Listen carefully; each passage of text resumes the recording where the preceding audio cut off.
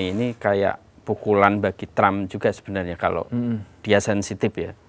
Karena berarti membuktikan bahwa Amerika Serikat tidak bisa menjamin keamanan negara-negara Arab walaupun ada pangkalan militer. Makanya Tapi Bang Udin gimana Bang Udin? Kalau kita melihat ini ya dari sisi geopolitik gitu ya. Artinya kalau misalnya fakta itu ditandatangani kalau betul ya memang ya, karena sampai sekarang kan dokumennya belum dibagikan ya. Ditandatangani fakta, cuman kita nggak tahu nih dokumennya kayak apa sih gitu. Oh, belum lihat dokumen secara aslinya seperti apa. Pasal-pasalnya apa aja yang dihidupin. Tapi simbol keagamaan sangat kuat karena ditandatanganin di Mekah. Nah, ini kalau menurut Bang Udin gimana nih? Dan posisi Indonesia Bang Udin, ini pertanyaan yang sulit buat Bang Udin. Posisi Indonesia sendiri sebagai negara dengan jumlah umat Muslim terbesar di dunia. Nah, ini akan seperti apa nantinya? kalau ini kan sebenarnya Pakistan tadi udah bilang ya. Jadi fakta ini tidak hanya terbatas di 3 negara. Dia bisa berkembang, bisa diikuti oleh negara-negara lain, terutama mungkin bisa Mesir, bisa Qatar, bisa Uni Emirat Arab. Jadi fakta ini kayak benih cikal bakal dari koalisi pertahanan yang mayoritas umat Islam. Kan selama ini kita tidak ada ya. Umat Islam kan tidak punya kekuatan militer yang bisa digerakkan sama sekali. Karena nggak akur. Karena tidak akur, karena beda kepentingan. Punya kepentingan yang berbeda lah.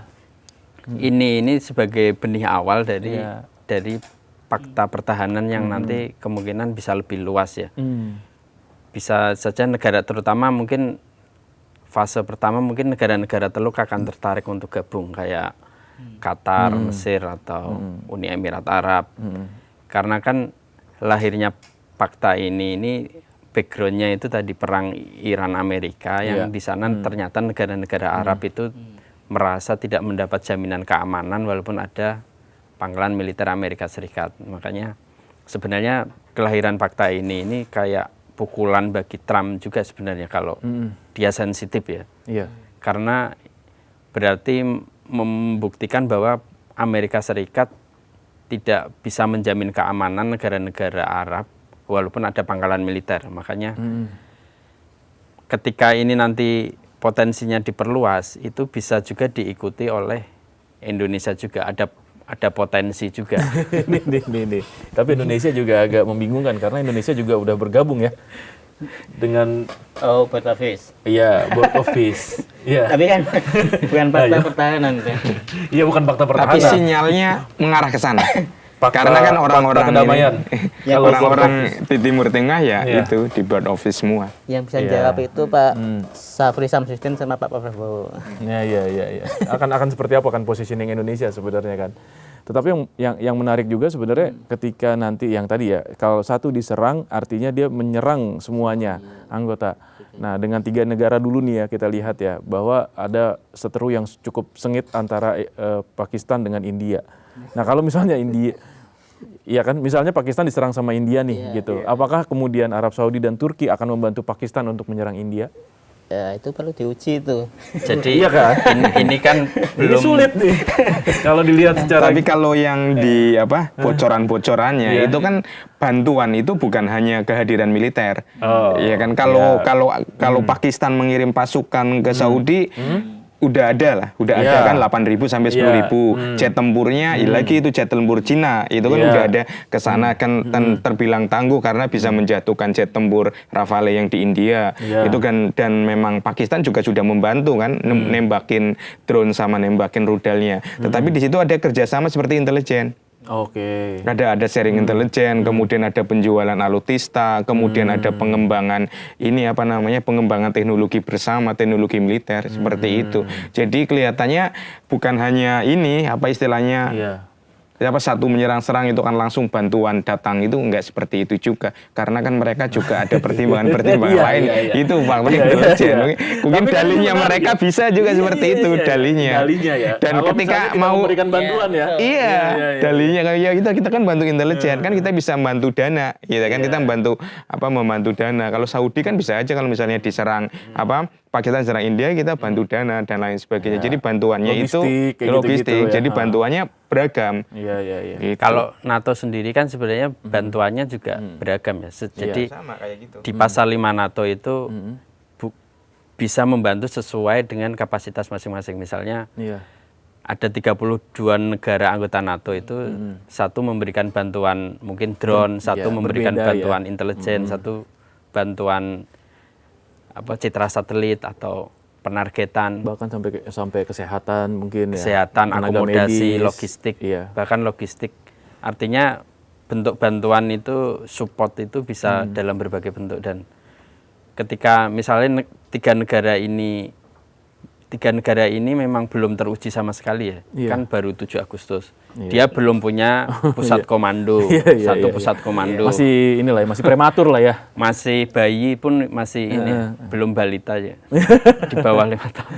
Iya. Kalau NATO ini kan udah 77 tahun, dia udah punya background, udah punya pusat koordinasi, udah punya SOP ketika terjadi serangan. Kalau ini memang masih mentah ya, ibarat masih bahan baku awal dan belum jelas kapasitas masing-masing negara nanti prosesnya akan seperti apa. Tapi yang menarik sebenarnya kenapa negara-negara Arab hanya Arab Saudi aja ya? Sementara yang lain nggak kayak Uni Emirat Arab, terus kemudian Qatar gitu.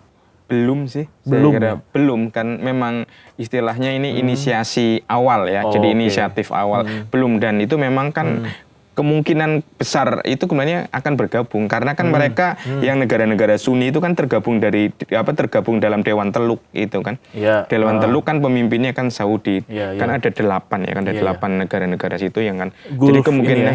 iya. Jadi kemungkinan besar pasti akan bergabung. Karena kan pengendalinya Saudi. Jadi Saudi ngomong A, Mereka akan ikut. Akan ikut. Cenderungnya akan ikut. Kalau menurutku belum tentu sih. Karena ada beberapa negara Teluk ini sudah joint agreement sama Israel. Oke, iya betul juga sih. Contohnya Uni Emirat Arab, Bahrain, dia udah gabung di Abraham Accord kan. Iya. Kalau gabung di Pakta maka kayaknya nanti akan kontradiksi. Tapi main dua kaki mungkin aja kan? Mungkin aja, cuman kan Kayak Turki kan main 2 kaki. Iya benar. ini yang dibidik Pakta Mekah ini siapa? Iran atau Israel kan? Nah iya betul. Nah, Israel sendiri ketika Pakta Mekah ini lahir, dia bungkam, nggak ada komentar. Oke. Meskipun ada pakar Israel bilang malah meremehkan Arab Saudi, dibilangnya macan kertas lah itu. Iya. Baca di Sindo ada itu. Brigadir Jenderal Jacob Nagil kalau nggak salah namanya. Dia bilang Arab Saudi itu hanya macan kertas. Dia punya duit banyak, miliarder, punya senjata canggih, tapi lawan Houthi nggak mampu. Bilangnya gitu. Iya. Kemudian kalau lawan Iran, Iran sendiri ketika fakta itu lahir, sikapnya apa? Meremehkan. Saya nggak peduli fakta itu lahir. Iya. Kita sudah melawan kekuatan militer paling canggih, Amerika dan Israel. Nggak ngaruh lah buat Nggak mereka ngaruh. ya. Mau bikin fakta apapun nggak ngaruh. Iya. Dan tapi kalau dilihat ini artinya apakah ini ada sinyalmen bahwa akan terjadi konflik lanjutan di Timur Tengah atau enggak sih? Kalau menurut mas-mas semua di sini? Kalau lahirnya Pakta ini kan ini menunjukkan bahwa jaminan keamanan Amerika itu lemah ya. Iya. Makanya betul. ini diversifikasi. Mereka akhirnya Jaminan bersekutu dengan keamanan. negara-negara Maka lain. mereka berkreasi. Ini kan sebenarnya kreasi ya. Kreasi yang muncul dari lemahnya jaminan keamanan Amerika Serikat terhadap Arab Saudi yang pertama kan itu, cikal bakalnya itu. Ketika itu lemah, makanya negara-negara Arab ini menciptakan Pakta sendiri. Ini Tapi tanggapan hasil Amerika keras. ada nggak sih? Amerika sejauh ini bungkam ya. Belum ada ya? terlalu belum memberikan komentar yang tegas, tapi Pakta ini disambut banyak negara teluk. Iya. Makanya ketika sebenarnya 3 negara ini ada kelebihan dan kelemahan ya. Misalnya Apa kelebihannya apa? kelebihannya Iya, itu ini menarik nih. proses pengambilan keputusan lebih cepat. Ya. Bandingkan dengan NATO. NATO ini kan 32 negara. Proses pengambilan keputusannya lambat. Iya. Makanya di perang Rusia Ukraina ini kan malah bentrok sendiri. NATO ini kan pecah sebenarnya antara Amerika dan negara-negara Eropa. Karena proses pengambilan keputusan ini masih didominasi Amerika, dan negara-negara Eropa itu kadang tidak sejalan dengan Amerika. Selamanya. Nah, kelebihan fakta dari 3 negara ini itu tadi simple pengambilan keputusan cepat, Korumnya cepat korumnya. langsung telepon 3 orang selesai. Itu konkol aja udah bertiga. Dan kelemahannya ini ya ambiguitas itu. Jadi tidak ada kejelasan. Mau dibawa kemana ini ke depannya? Tidak ada kejelasan dalam proses deterren, misalnya deterren nuklir. Deterren nuklirnya nanti seperti apa? Apakah ketika Arab Saudi diserang, Pakistan langsung ngirim senjata nuklir atau bagaimana? Ngeri Belum. juga ya.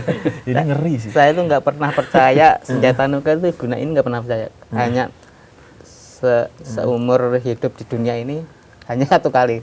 Amerika di Nagasaki dan Hiroshima. Kalaupun senjata nuklir Itu nanti atom itu. Senjata atom. iya sama aja. Ketika kalaupun nanti Pakistan ngirim senjata nuklir ke Arab Saudi, mau digunain untuk apa? Mau nyiapin Timur Tengah nggak mungkin kan?